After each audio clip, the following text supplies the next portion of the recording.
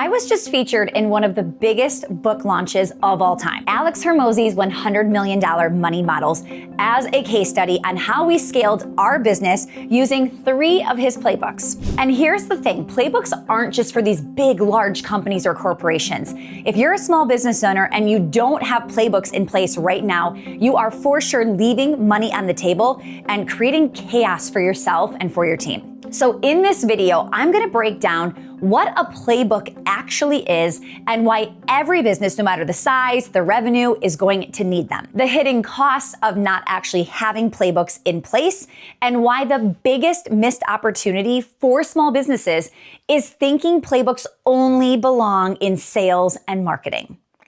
Now, in case you're new here, my name is Stacy Tuschel, and I'm an 8-figure business owner, and I've been in business already for over 20 plus years. So first, what is a playbook and why do you need them? All right, a big question I always get is, Stacy, what is the difference between an SOP, which you may have heard us say standard operating procedure, a system, and a playbook? Well, first of all, a lot of us are using them interchangeably. So it's possible you're hearing this and it kind of means the same thing, but if we want to get to the nitty-gritty, they are a little bit different, and here's what I mean. So think of an SOP as a recipe, okay? Think of the system as your kitchen. So the kitchen's got the stove, the oven, the sink, the dishwasher. It's got all of the equipment, all of the stuff inside, right?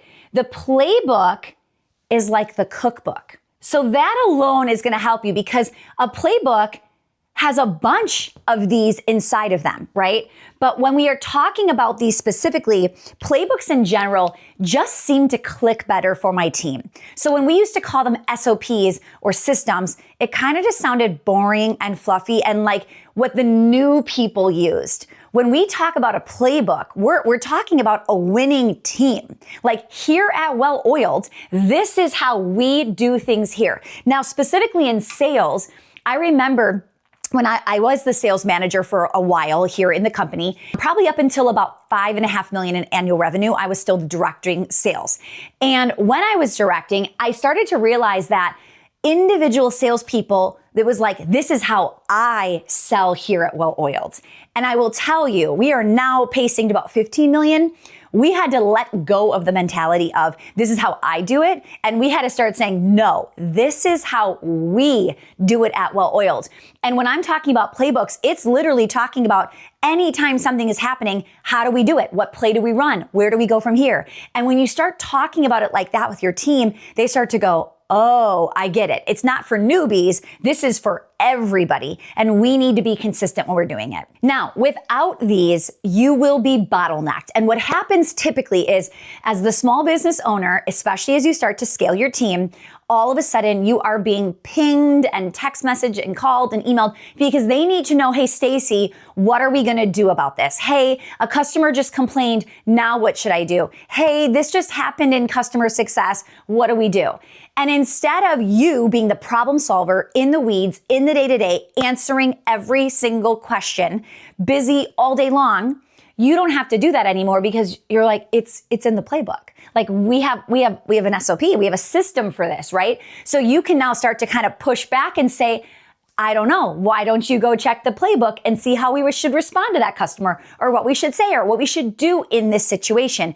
And all of a sudden you are needed less and less, which means you actually get to focus on what you want to do today, the biggest, highest revenue generating tasks, not just answering everybody on your team's questions all day long. So here's the deal. A playbook isn't just a document. It is how you buy back your time. And if you are not using them, you are losing money. What stopped us from becoming a $15 million company a few years ago? It was individual playbooks, letting everybody do what they wanted to do and how they wanted to do it, versus this is how we win here at Well Oiled. So number 2, let's really talk about the cost of not having playbooks. Now, I know I mentioned a few things already, right? It's your time, but it's also a few other things that you really need to know about. You're going to see this in employee turnover, in wasted payroll, and in missed sales, missed marketing opportunities. Here's a great example. When you don't have an onboarding playbook, so when you hire somebody and you ramp them up and onboard them to become what we call a revenue generator, people that make you more money than they cost you, right? It's an actual playbook. We know what we're going to do by day 30, by day 60, by day 90. When you don't have a proper onboarding and they come into your organization and they think, whoa, this business is chaotic. Nobody knows what they're doing. The business owner is very disorganized. She's too busy to talk to me, right? All of a sudden, what happens? New hires that you thought were great start quitting. Or you didn't get them up and running at a high enough level, and all of a sudden their potential is wasted. So I was actually at a conference.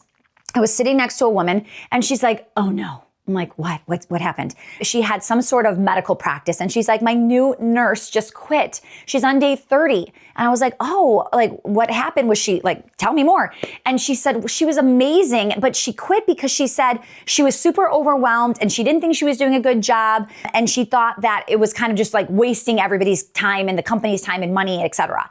And I'm like, is that true? She's like, no, she was phenomenal. I'm like, did you tell her that? Did she know? So in my playbook, as I onboard people, they are getting constant feedback of how they are doing here, right? They're asking or answering, where do you need support? How can I support you? So I know how they're feeling as they're getting onboarded.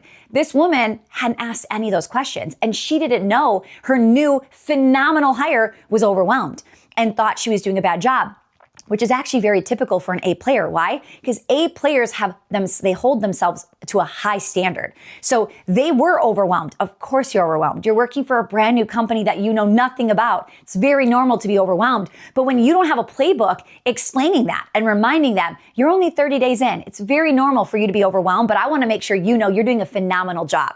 When you don't have those kind of playbooks in place, they don't know what to expect and they start to make their own assumptions. And all of a sudden, A players are quitting because they don't either want to work here or they feel like they're not doing a great job here. Most business owners will tell me, Stacey, I don't have time to make playbooks. The problem is at this level of your business, you don't have time not to create playbooks. If you have people on your team, you need playbooks. Otherwise, what are they doing? They're doing whatever they want or they're bugging you to get the answer.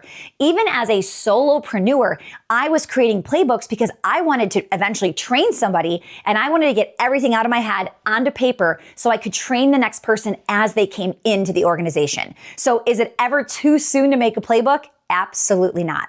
So you might be here because you want to know the 3 playbooks I installed in my business to take our close rate from, I think, 27% to almost 45%. And actually by August, it should be almost close to 50%. So these playbooks, we just keep rinsing, repeating, refining, and they keep working better and better. So let's actually get into what did we specifically do to make these numbers skyrocket. So the first playbook was actually installing a setter team to my sales team. So a couple of things I have in my organization. So number 1, we have people on our Instagram account in our DMs. So if you were to DM me on Instagram or communicate with me over there somehow, I have, I think, 4 people that work full time in my Instagram DMs. And you might think, how is that possible? We have a lot of volume coming to our Instagram and it's a great channel for us. So we have 4 full-time people over there. They can talk to you if you're interested, if you want to learn more. They will set you with one of our salespeople. And I think we have 4, just hired a 5th salesperson who actually would jump on a Zoom call with you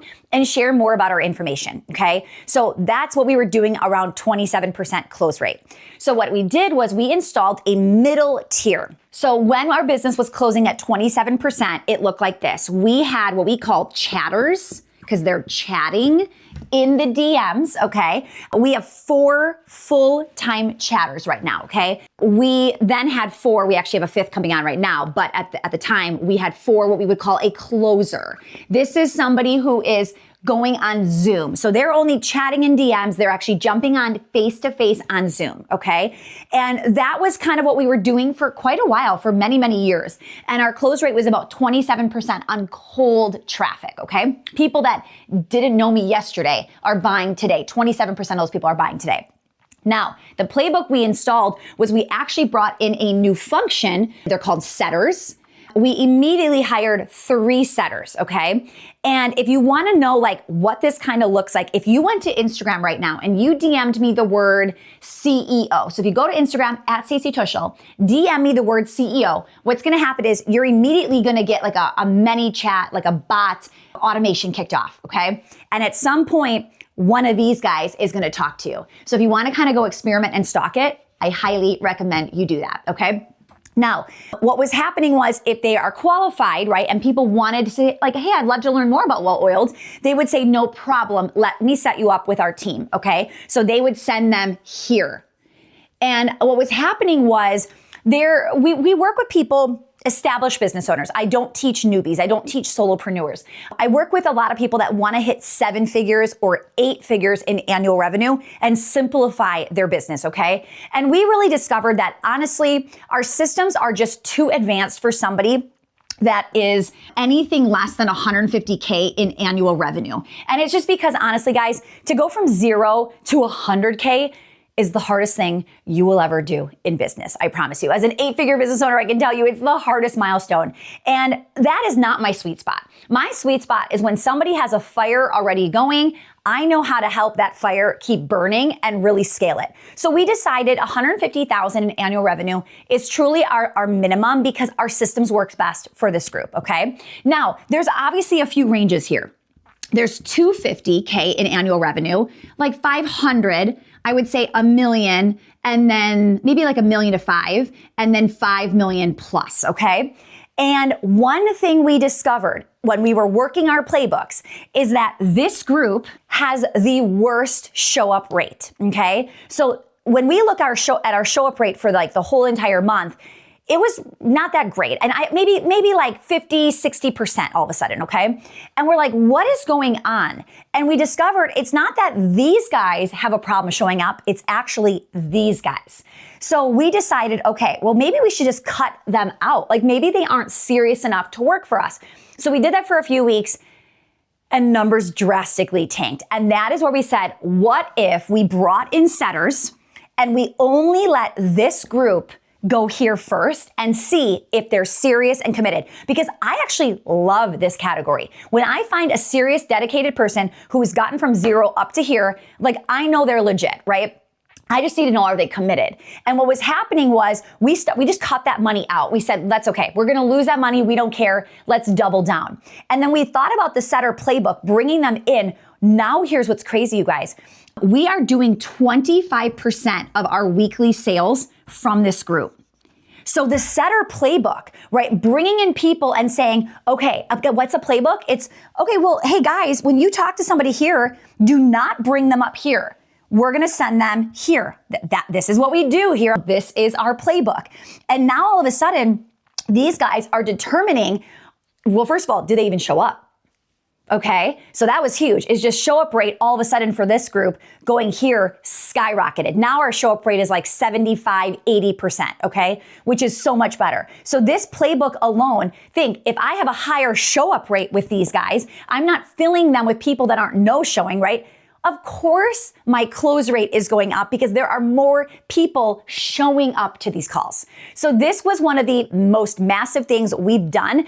And to increase 25% of our sales from this category was huge. Number 2, our second playbook that we really dug into was onboarding elite closers. And not just onboarding, but offboarding. So you definitely want to have a minimum KPI, key performance indicator, where you decide, with our playbook, this is the minimum our closers are allowed to close at, okay? So back in the day, we've been in business for 10 years. Back in the day, I would say, even maybe like 5 years ago, 20% was amazing. We were excited about 20%. If you could close 20%, you got to stay on my team. Today, that minimum is at least 30%, okay? And even then, when we would say 20%, if somebody would be closing at 17%, we would go, well, they're almost there and they're so nice and we really love them and, they could get better, and we would keep them. No, now it's like, no, seriously, if you aren't closing at 30% consistently every single week, like if you're closing at 28% or 29%, you can't stay. And understanding that that is part of our playbook, that we have specific things we do to ramp you up. We give you the opportunity, and then you have to show us that you can close at 30% or more. Our top closers are closing 50, 60, sometimes 70%. And again, this is on cold traffic, meaning I run a Facebook ad, you don't know who I am, you click that ad, and you are buying my program within 2, 3, 4 days. That is what I mean when I say cold traffic, okay?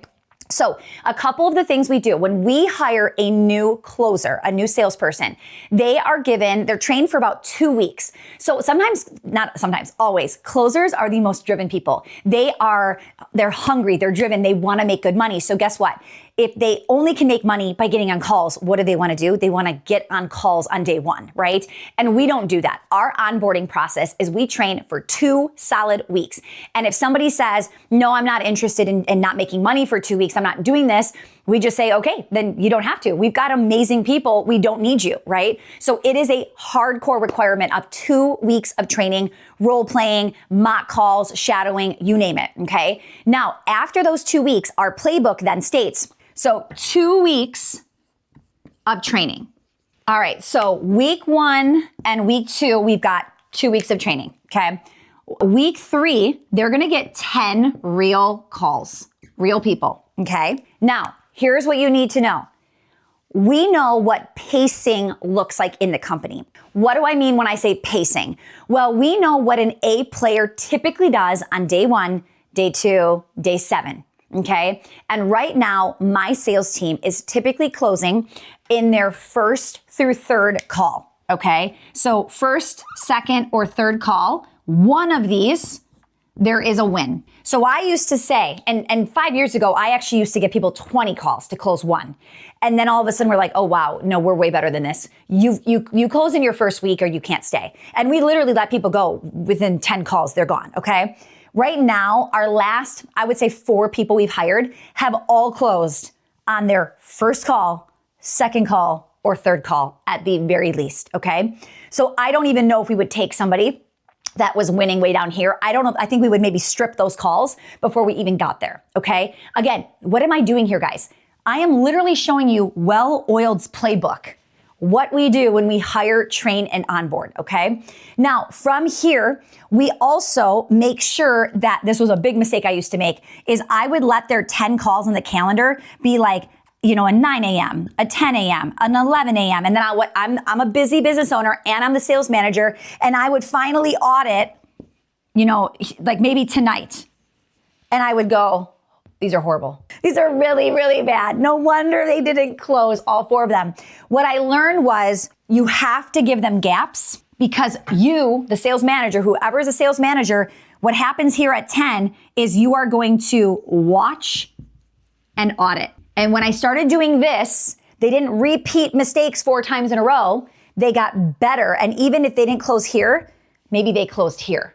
So this is part of our onboarding playbook that is absolutely helping, because if you have solid closers, there's 3 of your top guys and they're amazing, but you keep bringing in new people and the new people are tanking the results of everybody else's, you cannot afford the new people to lower everybody's results. So we've got to make sure when we onboard somebody, they're ramped up and they're ready to go. The third playbook is AI audits. So I gotta give massive credit to my director of sales, Jay. So Jay, now he is the director, he is managing our team. It was just, we were getting too big for me to stay as the sales director, so I have moved into CEO, and thankfully I have somebody like him to step in and help. So one of his big jobs here is he audits the team, right? He is one of the big reasons, like a playbook isn't magic, right? I can't just give you my playbook and you're gonna magically just grow.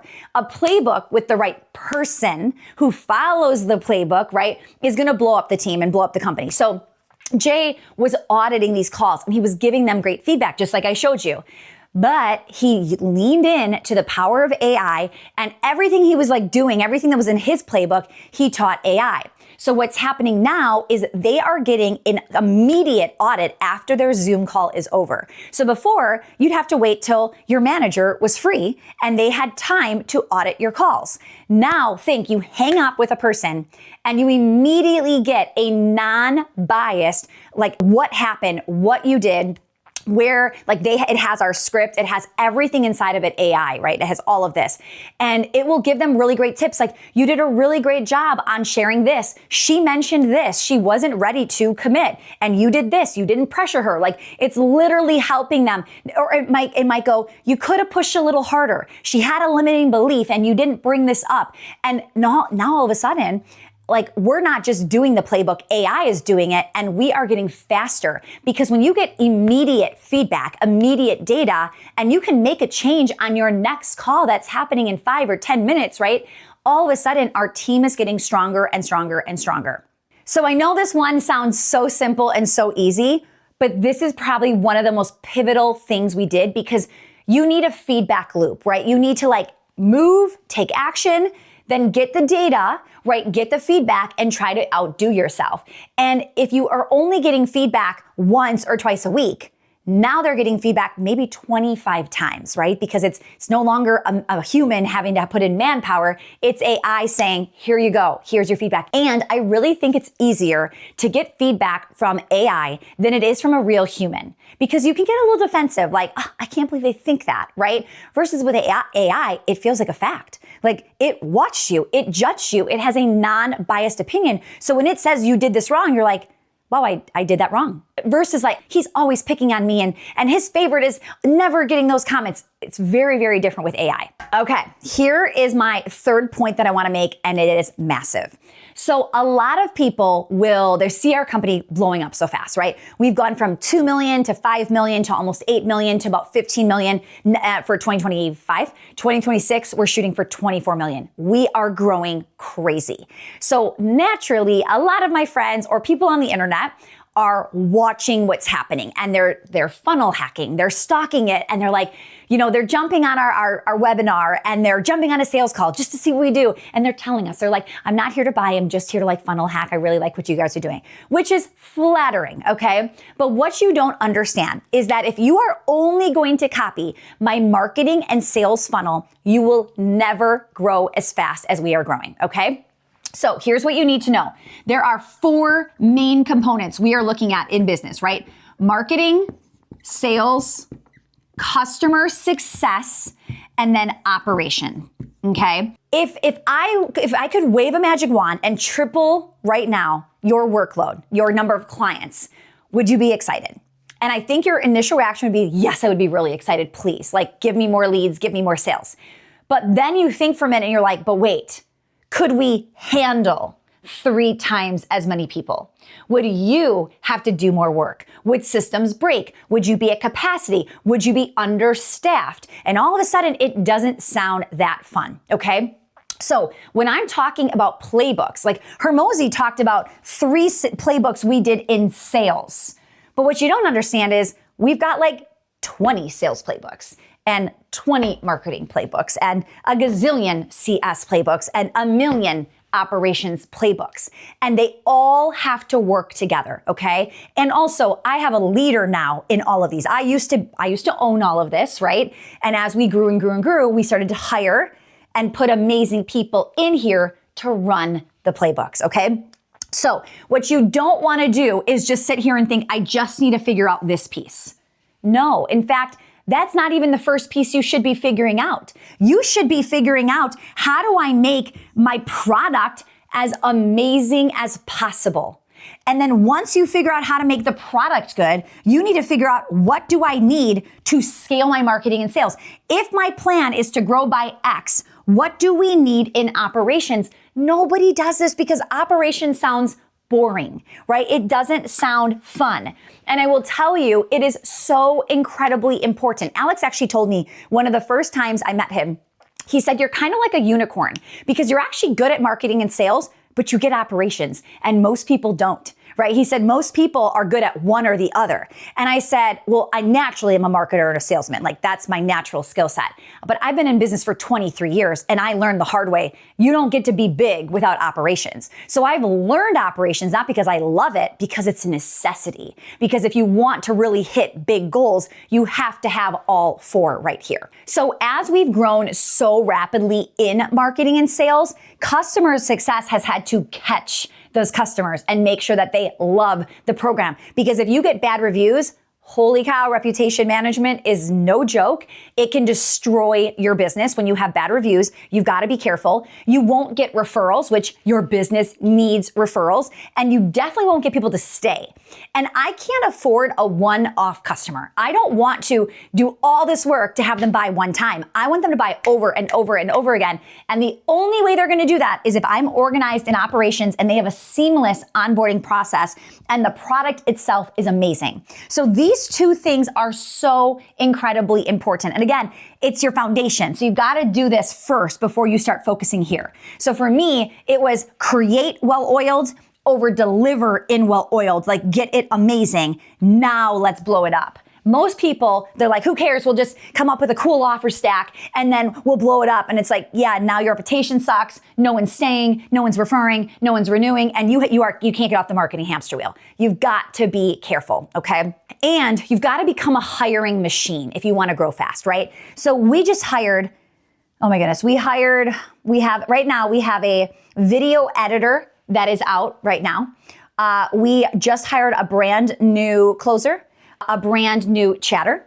This is out. This is in the last week. This has happened. We had 5 accepted job offers in coaching last week. We have 2 positions out right now. If you're Chicago based, we're looking for some phenomenal customer success managers. Operations, we're hiring somebody as an events coordinator. I mean, you guys, these are active positions right now.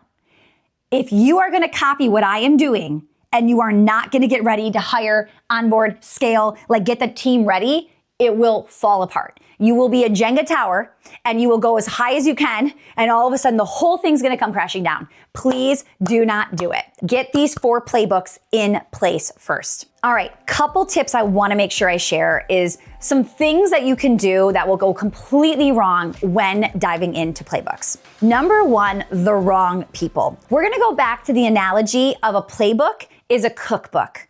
Can anybody just like hop into the kitchen and start making food? Not me. I am not a great cook. I cannot follow recipes. It's not my place, okay? And my point here is if you think that the playbook is the magic piece, you're wrong. It's the people. Your plan is only as good as the people you employ. And if you don't know how to attract, hire, and retain amazing people, your playbooks are garbage. And that is a really hard lesson to learn. Sometimes you might go, we have to update the playbook. And really all you need to do is get the right person in it, working the playbook, and then magic happens. Number 2, giving up too soon. The whole, I tried it, Stacy, and it didn't work, right? So one of our playbooks that we have to help people get quick cash in their business, whether they need to pay themselves more or they want to hire somebody or they have like debt they want to pay off, whatever. They just want a quick cash injection, okay? We have a reactivation playbook. And it is one of our, I would say it is the number 1 way we help people make more money fast, okay? We have so many testimonials of people saying, I did the reactivation playbook in 30 days and made $23,000, $36,000, $60,000. It's just insane, right? And then you get the person that says, hey, I tried the reactivation playbook and it didn't work, okay? And I always know like what I'm getting into when I talk to them this. I'm like, oh, what did you do? Like, fill me in. Well, I sent that email and nobody responded. It's like, cool, then what'd you do? Well, nothing, because nobody responded. A playbook is not send an email. There was like 20 some things in that list, right? So this whole I tried and it didn't work. If you are expecting to do one thing and get massive results, you should not be in business, because you are going to have to try and try again until this thing works, okay? One of my biggest ways to attract new clients is I do a weekly live webinar, okay? Every Monday, I go live. Yes, it's really live, okay? I have done this for 3 years, you guys. That is 150 times. Now, imagine if I did the first webinar, I was like, well, that didn't work. Well, that's stupid. Like, I'm not gonna do that again, right? No, I was like, well, I didn't really do very good at this part, and I got very nervous when I started selling. So maybe I'll try this, right? And now I'm pretty dang good 150 times later. So you just probably aren't rinsing and repeating enough to even get results. Number 3 is a big one. Don't just take anybody's playbooks and think you're gonna just plug it into your business. Your business, yes, it's similar to other businesses, but it's very different and very unique in a lot of ways. So you want to take something and say, okay, how is this going to work in my business, right? So maybe you are a cook and you like to look at a recipe, but you're like, I don't really like dill. I'm not going to put that in the recipe, right? That's not just it's just, I hate that flavor, right? So, okay, you maybe take it out. You're like, but I do like basil. You can see I have no idea what I'm talking about. So you put in basil instead, right? And you start playing around with it. You're like, ooh, I like that. That is what you should be doing with the playbook. You should not, you could absolutely try and take it word for word and test it, but you don't get to say it didn't work, right? Because now you have to say, well, it didn't work, but you know what? His business is different than my business, is different than your business. And maybe that worked for that audience, but my audience is different and they expect X, Y, Z. So I can't really go ahead and do this. So for instance, I don't teach newbies and my audience is very high level. And for some reason, my audience only really does free stuff. They don't do paid small offers. Now you would think, Stacey, that doesn't make sense. Your people have money. Of course they would pay. My people are like sophisticated enough that they're like, I don't need a $27 course. Like that's not going to solve my problem, right? But when you have a newbie audience, they're like, $27 is amazing. It's going to change my life, right? And they buy it. So I have learned when somebody's like, oh, we just did this challenge for $47 and we did da-da-da-da-da. I'm like, I know right now that I will have way better results when I do it for free and do the same thing you did, but make it free versus paid. You have to know your audience, who you're talking to, your business, your brand, your values. Like maybe you're watching something in somebody else's playbook. You're like, that doesn't align with me. Like we're not going to do that. Like I don't want to high pressure sales, right? When we hire salespeople, we literally say, we are not high pressure. We do not want people to feel like gross when they're like being forced to pull out their credit card. We don't do that here, okay? If I just showed you the best sales playbook, it is high pressure. So you have to take that and say, that's not what we do. That's not who we are. And our person would not appreciate that. So we've completely tweaked our sales playbook to feel good for us. All right, by now you better be convinced that playbooks need to be happening now. Now, take the pressure off. You don't need to have playbooks in your entire business and have the whole thing done in 90 days. Pick your biggest frustration. We call that your big domino. Pick your biggest domino and ask yourself, if I just fix that one thing, like life would feel so much better. Go make the playbook for that one frustration. Once that frustration is gone, pick the next frustration. And pretty soon, you'll have your business like more and more systematized as you start to build it. To scale sustainably, you're gonna need playbooks in marketing, sales, customer success, and operations. We believe in systematizing the business to get you, the business owner, out of the day-to-day and out of the weeds. If you wanna see a training I do, it's about a 60-minute training. I'm gonna go all over what types of playbooks and how to build them and how do we actually systematize the business so the business is less reliant on you. Comment the word scale below and I'll send you the link to the free training.